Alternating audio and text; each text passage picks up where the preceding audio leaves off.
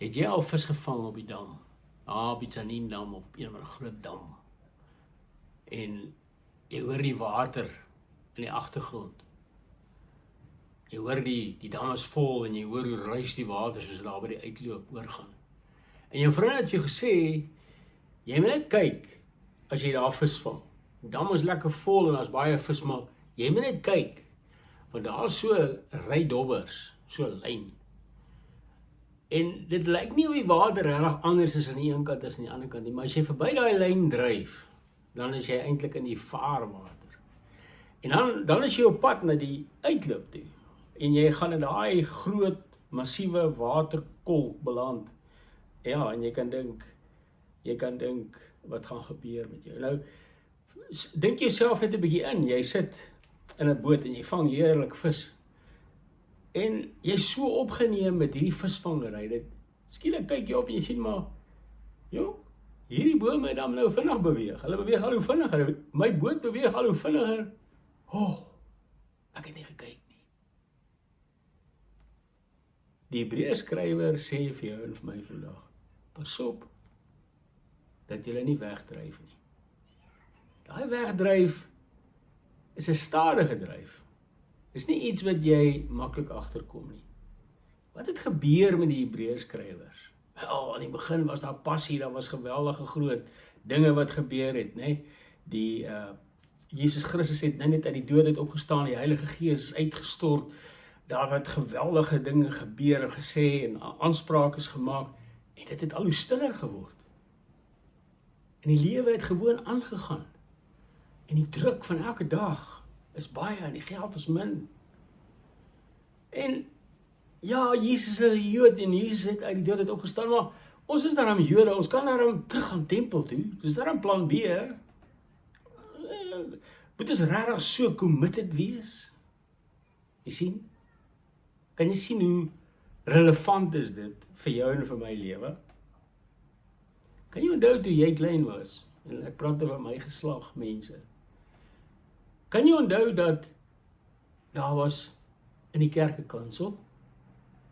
Kan jy onthou die nagmaal was nogal ernstig opgeneem? Kan jy onthou daar was 'n dominee, 'n man dominee? En ek het geen probleem met vroue wat allerlei goed in die gemeente doen nie. Ek dink daar is 'n skaarste daarin. Ek dink daar is 'n probleem wanneer ons manlike en vroulike leierskap in die kerk begin verwen. Maar kan jy onthou, daar was 'n oom, dominee, en hy was goed opgelei.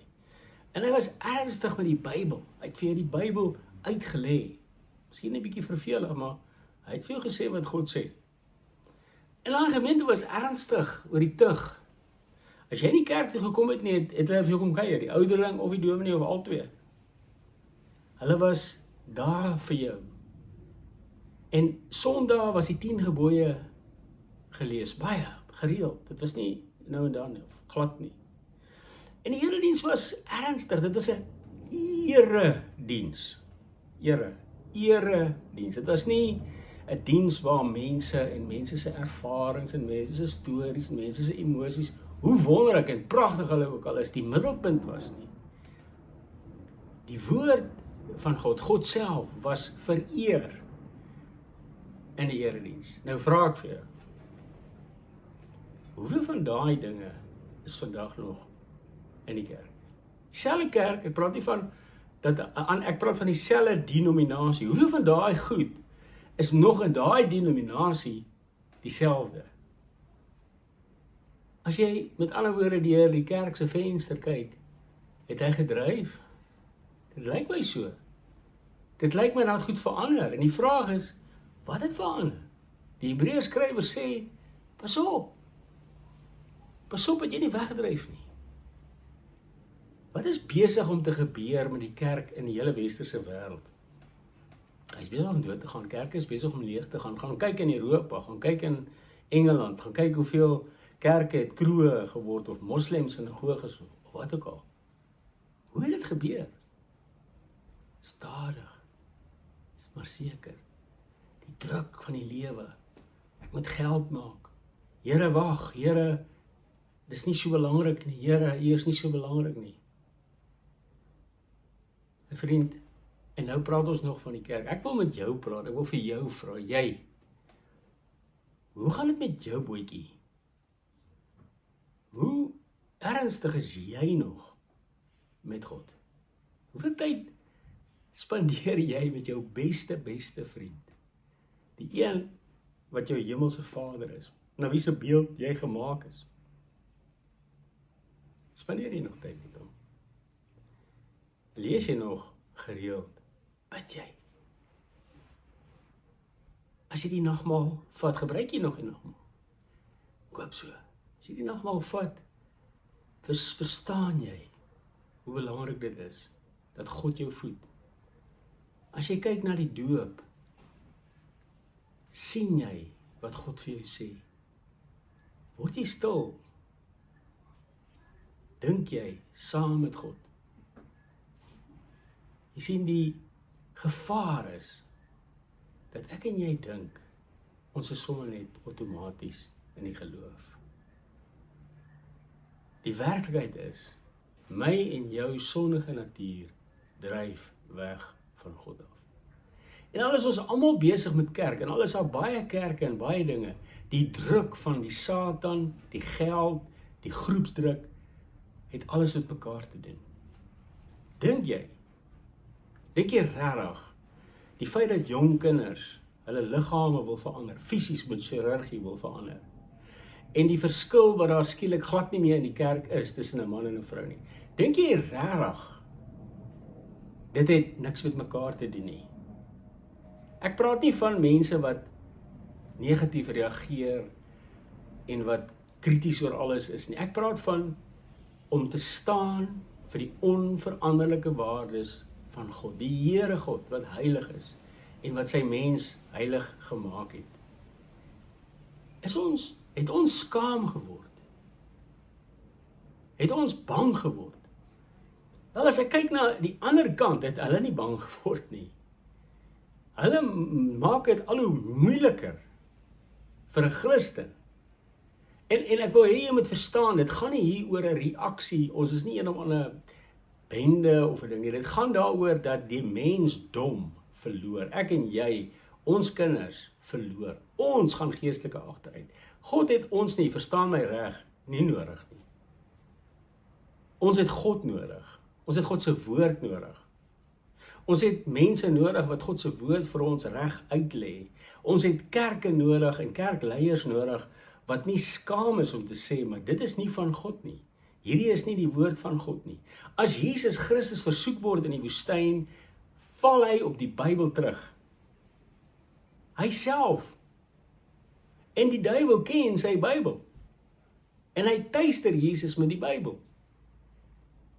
Maar Christus omhul homself met God se woord en met sy Vader se liefde en met die Heilige Gees. En as die Seun van God so intens by sy Vader se voete bly, wie dink jy is ek en jy, dat ons die duiwel op ons eie kan aansien? My liewe vriend, die Hebreërs skrywer sê vir ons, en hy sê vir die lesers, Jesus Christus het uit die dood uit opgestaan. Hoe sal ons ontvlug? Hy sê, wegdryf, moenie wegdryf nie. Hoe sal ons ontvlug? Van wat? Van die opstanding van die Here Jesus Christus uit die dood. Daar is nie meer 'n tempel vir jou, vir die Jood nou, wat nou daai tyd gedink het, hy kan teruggaan tempel. Daar is nie meer 'n tempel nie. Daar is nie meer 'n offer, 'n ander offer as Jesus Christus nie. Jou enigste plek van veilig, van toevlug, is by God, is by Jesus Christus. En as jy daarvan op wegvlug, is jy die een wat gaan verloor. Nie die Here nie. Ja, jou kinders, jou vrou, jou vriende. Moenie wegdryf nie. En nou sê die Hebreërs skrywer vir ons, hoekom nie? Hy sê, want hierdie dinge is deur Jesus Christus self aan ons verkondig. Hierdie goed wat ons vandag so maklik verruil en sê, die tyd het verander. Die Seun van God het vir ons gesê, ek het nie gekom om die woord van God tot niet te maak nie, maar dit sy volle betekenis te gee. En hy wat verander aan my skrif, hy is nie werd om in my koninkryk te wees nie. Dis Christus se eie woorde. En dieselfde Christus het gesê, ek kom om op te staan uit die dood. Ek gee vir julle die teken van Jona. Ek gaan vir julle deur die hel gaan. So lief het ek julle. Dis die saligheid waarvoor ons nie moet wegdryf nie. Die Hebreërs skrywer vra en ons vra vir mekaar vandag, is ons nie besig om weg te dryf nie? Is jy besig om weg te dryf? En nou sê hy, as die mense van die Ou Testament, as hulle die verbond van God gebreek het, was hulle gestenig, en jy kan maar die Ou Testament gaan lees, en God het hulle in die woestyn neergewerp. Dit was nie 'n grap nie, as jy die verbond met God gebreek het. Dit was glad nie 'n grap nie. En nou sê hy, die nuwe verbond met Jesus se opstanding is nog groter. Dis nog meer bindend. As jy van Christus af wegdraai, kruisig jy hom weer. As jy met die wêreld begin kompromieë maak en sê, ag wat, jy weet die tye verander, wie's ons nou? Hoe sal ons ontvlug? Hoe sal ons ontvlug? As ons so groot liefde verontagsaam. Watter groter liefde is daar, as dat God sy seun vir sy kerk gegee het? Watter groter liefde is daar, dat God vir ons 'n boek gegee het, wat vir ons gebring is? Nie net deur Jesus nie, sê die skrywer, maar ook deur die apostels, na Jesus, aan ons verkondig is. En wat God, na hulle, met wonderwerke en tekens en kragtige dade, bevestig het. So die Hebreërs skrywer sê vir ons, hierdie Bybel wat jy in jou hande het, hierdie woord van God, wat die mense so graag verander, dit kan nie verander nie, want God kan nie verander nie. Hebreërs 13 vers 8 sê, Jesus Christus is gister en vandag en tot in ewigheid dieselfde. Die woord van God verander nie. Natuurlik moet ons in ons tyd relevant wees. Natuurlik hoef ons nie in pakke en allerlei dinge te gaan wees wat onnodig is nie. Musiekinstrumente wat mense nie meer ken nie, wysies wat ons nie meer kan sing of wat ook al nie. Maar is die erns daar? Is die erns daar om God te verheerlik in sy erediens? Is die erns daar in jou lewe? Verstaan jy dat ek en jy, as ons stil begin bly, dis ons wat wegdryf. Kan jy dit sien? God kan nie wegdryf nie. Die kerk kan nie wegdryf nie, maar ek en jy kan. Die Here nooi ons, hy roep ons vandag. Hy sê, daar is nie 'n ander saligheid nie. En wat meer is ek het jou lief en ek het jou reeds myne gemaak. Jy is waar jy moet wees. Jy moet net daar bly. Ek is saam met jou. Jesus Christus sê vir jou, ek is saam met jou versoek. Ek ken die hel van die Satan se foltering. Hierdie wêreld het my moeg gemaak. Hierdie wêreld het my uitgeput, verwerp, belaglik gemaak, gekruisig. Maar ek is saam met jou. Maar my kind, as jy jou rug op my draai, wat het jy? Ja, baie geld, miskien te veel geld. So, wat se saligheid gaan dit vir jou gee? Verstaan jy dat Christendom is nie die dominee se werk nie? Dis jou werk, dis jou eie kinders, dis jou nageslag en hulle nageslag, wat die prys gaan betaal as God se woord nie meer daar is nie. Dis hulle wat agteruit gaan. Dis ons wat geestelik bankrot raak. Daar is nie 'n dieper en wonderliker woord as die woord van God nie. Daar is nie 'n groter krag en 'n groter liefde as God se liefde nie. En dit is alles onsin. Maar ons kan so maklik verdof raak, dat ons bootjie stadig, maar seker wegdryf. Hoe sal ons ontvlug? Sê jy vir my. Wat sal ons vir God sê? As sy belofte in Jesus Christus nie vir ons genoeg was nie. Mag die Here ons vandag opnuut laat besef, ons is die sout van die aarde. Dis ons werk. Ons is die lig vir die wêreld. Dis ons werk. Dis 'n voorreg dat God ons nie verbygegaan het nie. En nou sê die Here Jesus, maar as daai sout laf geword het, wat kan jy met dit doen? Jy gaan nie sout op sout gooi nie, jy gaan nie sout in die straat gooi en die wêreld gaan dit vertrap. En dis wat met die kerk besig is om te gebeur. Die wêreld loop oor dit.